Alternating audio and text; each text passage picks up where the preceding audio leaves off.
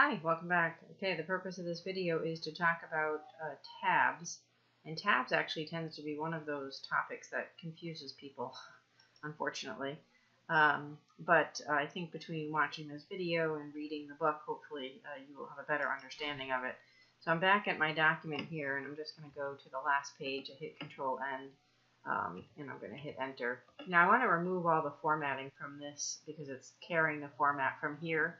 So I'm just going to go up to my clear formatting button so that I'm set back to having no formatting whatsoever. Now I want to talk about the tab key. Tab key is located on the left-hand side of your keyboard above your caps lock. And if you hit the tab key, what you'll notice is, if you have show height turned on, that every half an inch it basically moves you from tab stop to tab stop. Okay? And those are just where your default tab is. So it's going to be what we call left tab, and it's at half an inch. So it goes from half an inch to 1 inch to 1.5 to 2, etc., etc.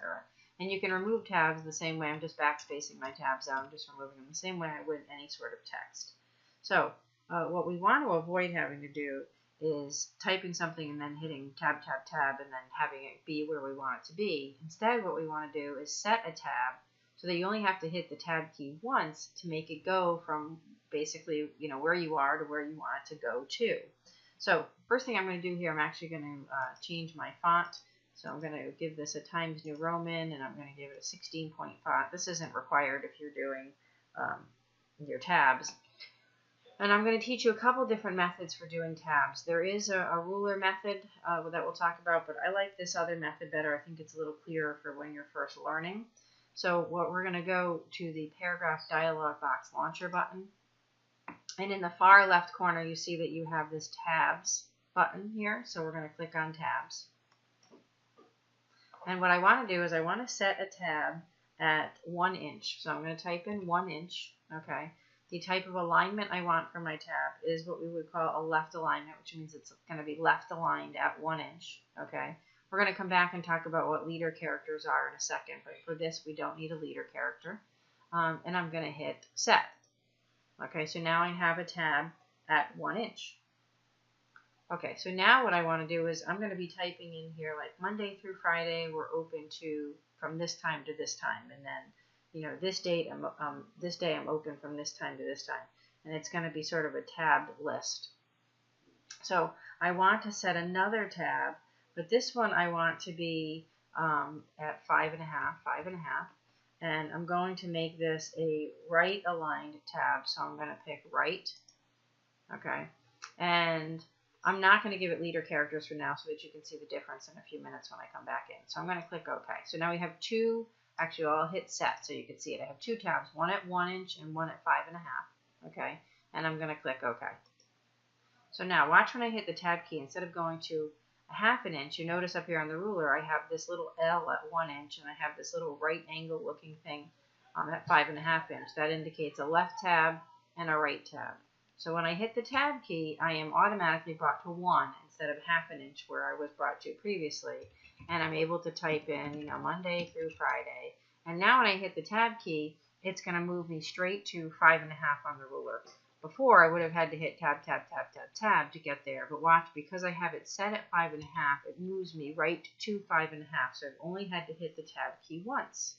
Okay, and now I'm going to type in that it's from 9 to 5 that they're open. And what's cool about this is if I hit the Enter key, those tabs are tied to that paragraph. So when I hit the Enter key, it's going to bring those tabs with it down to this line. So I can continue typing here, and I can say, okay, on Saturday we are open from 9 to 4, and on Sunday we're closed. So you can see, because it's a right tab, see how everything is right aligned, right? So that means that their right side is aligned with 5.5 of the ruler. And because these are left aligned, the left side of them are aligned at the left side. Okay, so now I want them to be able to sort of follow across here. So see, Monday to Friday is 9 to 5 and Saturday is 9 to 4. You often see this when you're looking at tables of contents where you have the chapter and then you have those dot, dot, dot, dot, dot, dot, dot, and then the page number. Okay, those are called leader characters. They're going to lead the tab of 5.5. They're going to be before my 5.5 tab stop. So I have all these paragraphs highlighted because I wanted to do it to each of them. I'm going to click on the paragraph dialog box launcher, and I'm going to go to tabs. I'm going to click on my 5.5 inch tab, and I'm going to say, okay, I want it to have a leader. And it doesn't matter, you know, whatever one the book tells you to pick, but you can, if you're just practicing this, you can pick whichever one you'd like. I'll go with number 4. And I'm going to click OK. And you can see how what it does is it literally puts these lines in that lead the tab. Okay. So that's the quick way to sort of do tabbing. But now I just want to show you, I'm going to hit down.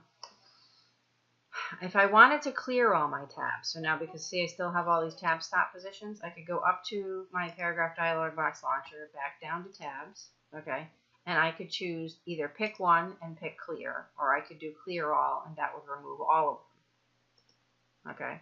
And so when I click OK, now I have, if I were to hit tab again, see how I'm back at like 1/2 inch tabs, right, to get to the same place that I was before. Okay, so my reasoning for this is I want to show you how you can set tabs up here on the ruler. Okay, so do you notice a little marker over here? This shows that this has a little L for a left tab. So if I click on 3 here, that means I'm going to do a left tab at 3. So when I hit the tab key, it's going to bring me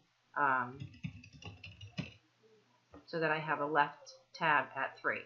Now, if I hit the Enter key, all right, I still have a left tab at 3 because it brought it from here. I want to remove it. I decide I don't want this one.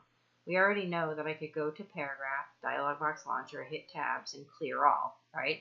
But the other way you can do this is you can actually go up to the left tab and drag it right off the ruler, and that would remove the tab. So now I don't have a tab there. So watch when I tab, see how I don't have a tab. This time what I want to do is set a right tab, or actually maybe center is next, I don't remember. So you see here, this is left tab. When you click on it, it's going to go to the next type of tab stop that's available, which is center. That's the insignia for center. Okay, I'm going to move my mouse over to it. So I'm going to do a center tab here at 3, so I'm going to click 3.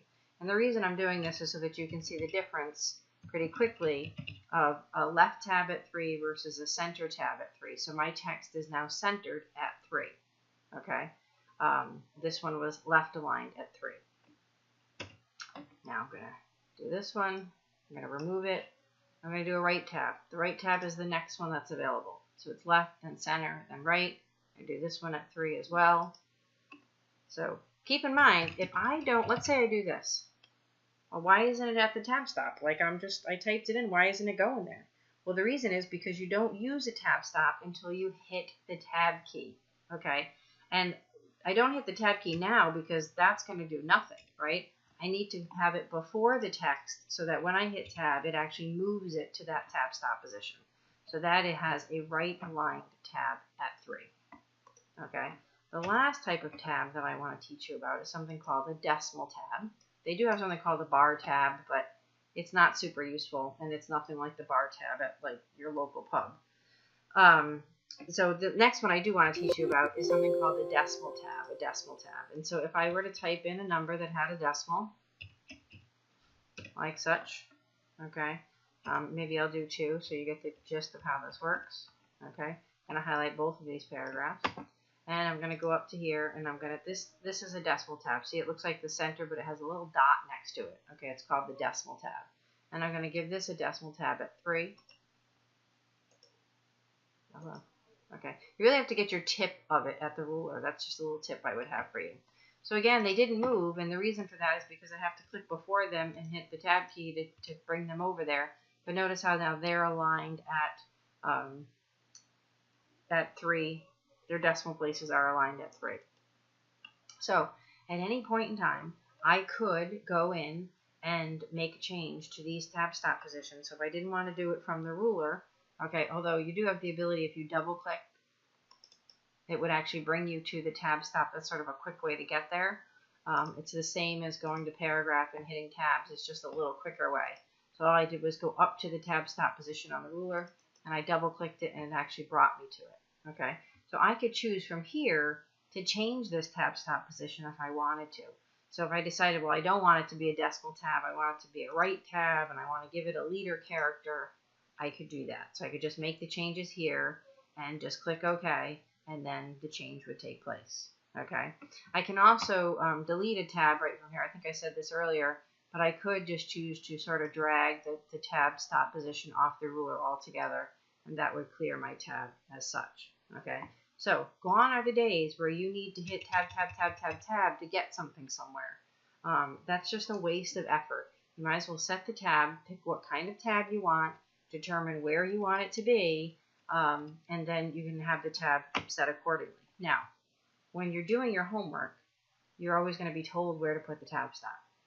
But in the real world, you're going to have to figure out what looks good. Okay, so let's talk about that for a second.